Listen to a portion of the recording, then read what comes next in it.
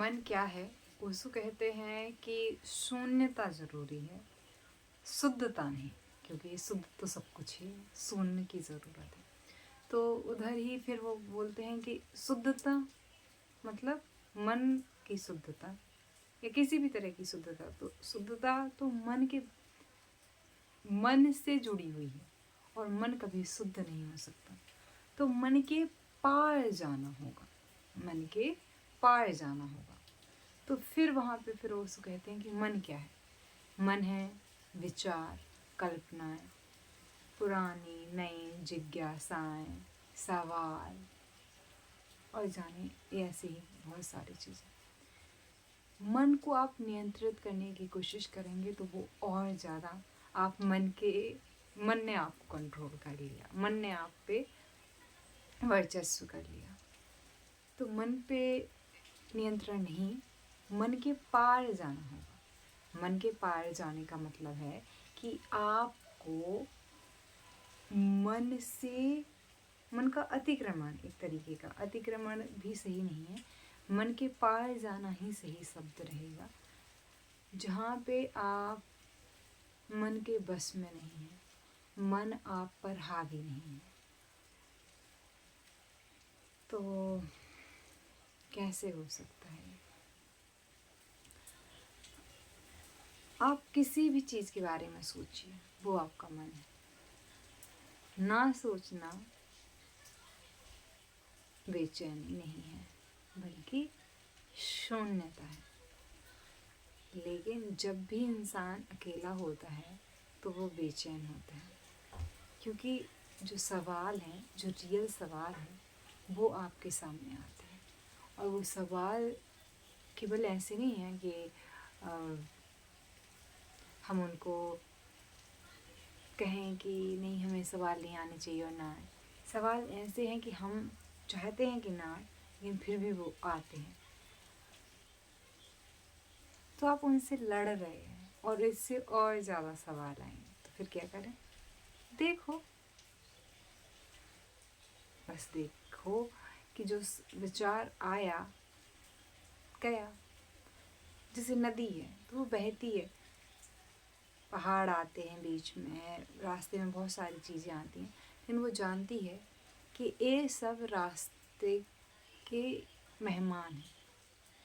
विचार आया, विचार गया, विचार आया, विचार गया, घटना आई, घटना गई, कुछ भी हुआ, कोई जीवन में आया, व्यक्ति, वस्तु, मशीन, टेक्नोलॉजी आई गई, जितना उपयोग था, जितना रास्ता था, यात्री की तरह हमने यूज कर लिया। तो मन के पार जाने के लिए तरीके हैं। या तो आप भक्ति से जा सकते हैं मन के पार, एक है कि आप कर्म से जा सकते हैं, लेकिन यहाँ पे मन और ज़्यादा, भक्ति में भी कर्म कांड की एक वजह से आप मन के और चक्कर में फंस सकते हैं। कर्म में भी सेम है कि हो सकता है कि आप और ज़्यादा उसके चंगुल में फंस जाएं, मतलब मन के। तो कर्म योग है, भक्ति योग है और ज्ञान योग है। ज्ञान में, तर्क में इंसान उलझता है, और तर्क इतनी खतरनाक चीज़ है कि मन को ऐसे समझो कि जलती हुई आग में घी डालने का काम है। क्योंकि आपका ज्ञान फिर दूसरों को कम करने की, दूसरों को महत्वहीन, तुच्छ समझने का, क्योंकि मैंने तो ज्ञान अर्जित करा है, सामने वाले को ज्ञान नहीं है, तो ये यहाँ पे दिक्कत आ सकती है। तो क्या किया जाए? आप अपनी प्रकृति देखें, आपकी जो भी प्रकृति है, जैसे मैं हूँ, तो मेरे लिए ज्ञान मार्ग उतना भी प्रभावी नहीं है। मेरे लिए भक्ति मार्ग सबसे आसान है। पर भक्ति मतलब वो कर्म कांड वाली भक्ति नहीं, जैसे कि कबीर भी भक्ति मार्ग के हैं, सूरदास भी भक्ति मार्ग के हैं, लेकिन बहुत अंतर है। मतलब कि ज्ञान मार्ग के हैं सॉरी कबीर तो, लेकिन भक्ति मार्ग में मीरा भी है। मीरा कर्मकांड उतना नहीं करती है बट अपने आप में खोई हुई रहती है। सो मेरे लिए कबीर और मीरा का संगम बेहतर है। आप अपने अनुसार देखिए कि आपके लिए क्या बेहतर है, क्योंकि आपको पता है कि आप किस रास्ते से जल्दी पहुँचें। रास्ते ही हैं ये सब, पहुँचना वही है। चाहे आप एरोप्लेन से जाओ, चाहे हवाई मतलब कि चाहे पैदल जाओ, चाहे आप बस से जाओ, ट्रेन से जाओ, आगे पीछे पहुँच सकते हैं। उसमें डिपेंड ये करता है कि आपकी तीव्रता कितनी है, आपको कितना ज़्यादा उस चीज़ में है। लेकिन ये बोलते हुए भी मैं भी महसूस कर रही हूँ कि मन के पार जाने का क्या तरीका हो सकता है, मतलब जो सबके लिए एक जैसा काम करे। तो फिर मैं यहाँ कहूँगी पतंजलि योग सूत्र, क्योंकि पतंजलि योग सूत्र इतने वैज्ञानिक तरीके से आपसे कहते हैं, और अगर आपने वो अष्टांग योग के 8 अंगों का अच्छे से अभ्यास किया तो शायद आप मन के पार जा सकते हैं। अब अष्टांग योग में ध्यान आता है, धारणा ध्यान समाधि, मतलब कि वैसे हैं कि यम नियम आसन प्राणायाम प्रत्याहार धारणा ध्यान समाधि। तो धारणा ध्यान समाधि अष्टांग योग में 7वें नंबर पे है ध्यान। तो अगर आपको केवल ध्यान को ही, क्योंकि ध्यान सबसे महत्वपूर्ण है, तो अगर आपको ध्यान को ही प्रैक्टिस करना है तो आप फिर विज्ञान भैरव तंत्र की 112 विधियों में से एक विधि, कोई कितना ही कह ले कि मैं आपको बता सकता हूँ, हाँ श्रवण मात्र से भी हो सकता है। अगर आप बहुत अच्छे से सुनते हैं तो श्रवण मात्र ही आपको मन के पार ले जाने के लिए पर्याप्त है। और ओशो जैसे वक्ता को अगर आप सुनते हैं तो मात्र श्रवण आपको पार कर सकता है मन से, क्योंकि सुनने में फ़र्क होता है। लेकिन एक वो चाइनीज़ वो है ना कि आपने एक सुनते आपके कान तक आया, आप क्या आपसे कहा गया है और क्या आपने सुना है, इसमें फ़र्क होता है बहुत।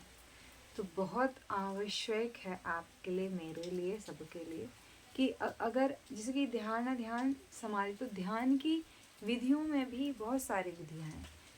श्रवण करते हुए आप पार हो जाएं।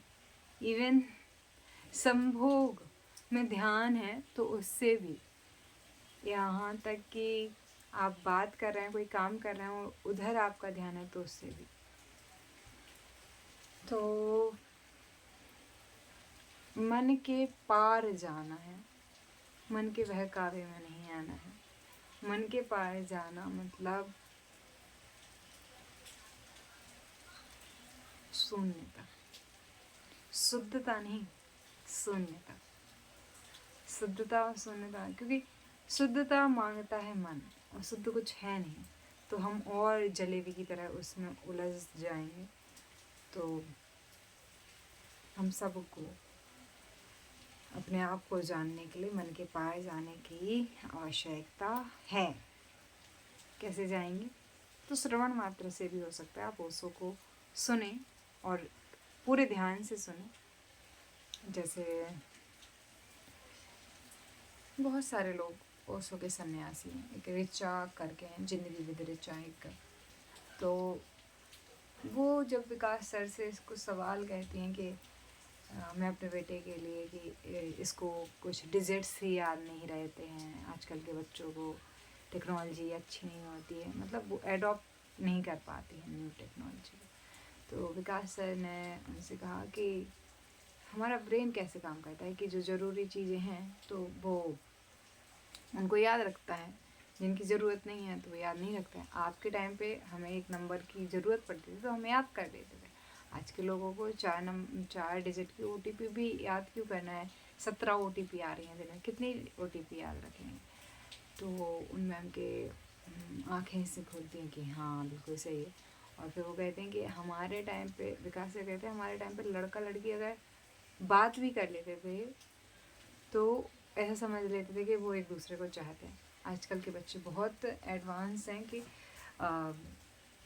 वो लोग बात वैसे वैसे मुद्दों पे कर लेते हैं जिस मुद्दों पे आज हम बात करने में शायद कंफर्टेबल ना हो, और उनके बीच में कोई प्रेम नहीं है, कोई बस दोस्ती ही, और कई बार तो दोस्ती नहीं है, बस चर्चा कर रहे हैं।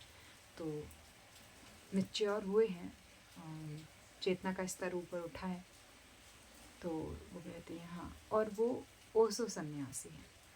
तो ज़रूरी नहीं है कि जिसने सन्यास ले लिया है उसने श्रवण भी किया है ओशो को।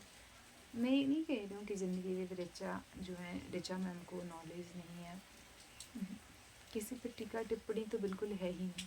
ये है कि बहुत बार हम अपने परसेप्शन, पूर्व अवधारणाओं के साथ सुनते हैं, और पूर्व अवधारणाओं के साथ सुनना मतलब फिर आपने नहीं सुना, नहीं समझा।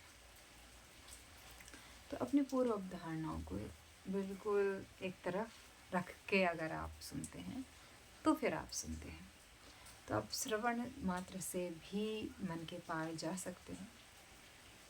वही एक इंसान है, रवि कोई कॉमेडियन, ओशो इंटरनेशनल सेंटर से उनकी कुछ वीडियोस मैंने बाहर देखी, तो बहुत कम, मतलब मैं तो सोच भी नहीं, बहुत कम ही लोगों को ऐसा लगेगा कि ऐसे इंसान ओशो को कितनी गहराई से सुनते होंगे या सुन सकते हैं।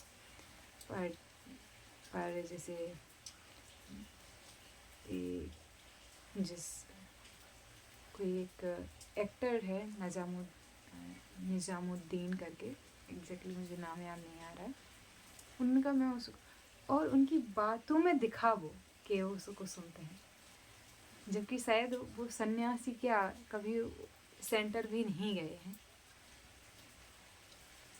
तो जो गहराई है, मैं ये नहीं कह रही हूँ कि उन्हें पूरा ज्ञान है, नॉलेज है, बट जो सन्यासी भी नहीं है उस, और वो ओशो को बहुत सुनते हैं, तो उन पे ओशो का इफेक्ट पड़ता ही पड़ता है। तो आप सुने और अपनी पूर्व अवधारणाओं को साइड में रख के सुने। और जब राज समानी ने या किसी पॉडकास्ट में उन्होंने कहा कि प्रेम है तो शादी नहीं करनी चाहिए, कि अपना अपना ये है कि शादी करनी चाहिए नहीं, उन्होंने कहा लेकिन प्रेम है तो शादी ना करो तो बढ़िया है भी है। पर ओशो जैसे इंसान को सुनने मात्र से, ओशो की बात नहीं कह रही हूँ मैं, आप गीता पढ़ लीजिए, अगर उसका सार आप समझ पाते हैं। समस्या ये है कि ओशो कड़ी हैं, वो देखो बुद्ध के बारे में बोल रहे हैं, महावीर के बारे में बोल रहे हैं, खुद के बारे में तो उन्होंने कभी कुछ बोला भी नहीं है। उनकी कोई ऐसी अलग से मान्यताएं भी नहीं है कि वो फॉलो करने की ज़रूरत है। वो तो सिंपल सा सबके बारे में बोलते चले गए हैं। तो आपको मुझे श्रवण मात्र से, क्योंकि हो सकता है तो आप श्रवण मात्र भी करें, पर पूरे ध्यान से करें। तो पूरी चर्चा ये है कि शून्यता चाहिए विचारों में, मन के पार जाने। अब जो होना है कल में तो हम उससे बच निकलते हैं, लेकिन अभी ही मन के पार जाना है, इसी क्षण में। आप मन के पार ही हैं, आप मन के पार ही हैं। अष्टावक्र गीता कहते हैं, अष्टावक्र जनक जिसे तुझे कहीं नहीं जाना है, तू वही है जिसे तू खोज रहा है, इसी क्षण है, अभी है। बस तुझे अपनी जो धूल तूने चढ़ा रखी है उस धूल को हटाने की ज़रूरत है। तू तो वही ही है जिसे तू खोज रहा है, जिस आनंद को, जिस अनुभव को, तू ही है वो, कहीं कुछ बाहर नहीं। तो वही है कि कल के चक्कर में मत पड़ जाना, आज और अभी की बात हो रही है कि अभी ही हम मन के पार हैं। देखो कि कैसे हो मन के पार।